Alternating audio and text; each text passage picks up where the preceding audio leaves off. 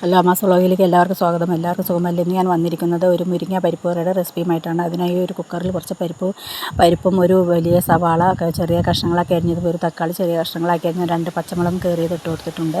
പിന്നീട് ഒരു 4 ചെറിയ ഉള്ളി, 4 വെളുത്തുള്ളിയും ചതച്ചെടുക്കാനായി വെച്ചിട്ടുണ്ട്. ചതച്ചെടുത്ത് മാറ്റി വയ്ക്കാം.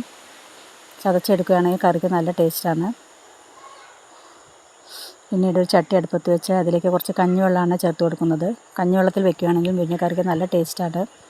ഇങ്ങനെ ഉണ്ടാക്കാത്തവരുണ്ടെങ്കിൽ ഒന്ന് ഉണ്ടാക്കി നോക്കണേ. അമ്മാസ് വ്ളോഗ് എല്ലാവരും സപ്പോർട്ട് ചെയ്യാൻ, ലൈക്ക് ചെയ്യാനും മറക്കരുത്. പിന്നീട് അതിലേക്ക് ചതച്ചത് ചേർത്ത് കൊടുക്കുന്നുണ്ട്. മഞ്ഞൾപ്പൊടി ചേർത്ത് കൊടുക്കാം. ആവശ്യത്തിനുള്ള ഉപ്പും ചേർത്ത് കൊടുത്തിട്ടുണ്ട്. ചതച്ച മുളക് പൊടി കൂടി ചേർത്ത് കൊടുക്കാം.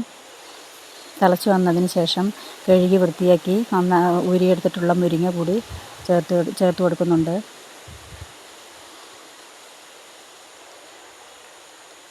ഇങ്ങനെ മുരിങ്ങക്കറി ഉണ്ടാക്കി നോക്കാത്തവരുണ്ടെങ്കിൽ ഒന്ന് ഉണ്ടാക്കി നോക്കണേ. എല്ലാവരും സപ്പോർട്ട് ചെയ്യാൻ മറക്കരുത്. ഒന്ന് ഇളക്കിയെടുക്കാം.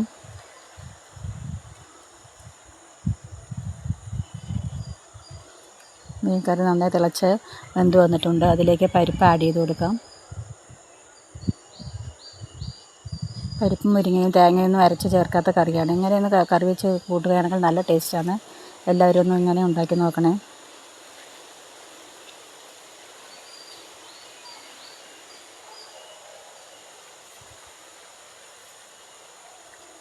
കുറച്ച് വെളിച്ചെണ്ണ കൂടി ചേർത്ത് കൊടുക്കുന്നുണ്ട്. നന്നായി ഒന്ന് ഇളക്കിയെടുക്കാം. കറി റെഡിയായിട്ടുണ്ട്. ഇതേപോലെ എല്ലാവരും ഉണ്ടാക്കി നോക്കാൻ ശ്രമിക്കണേ.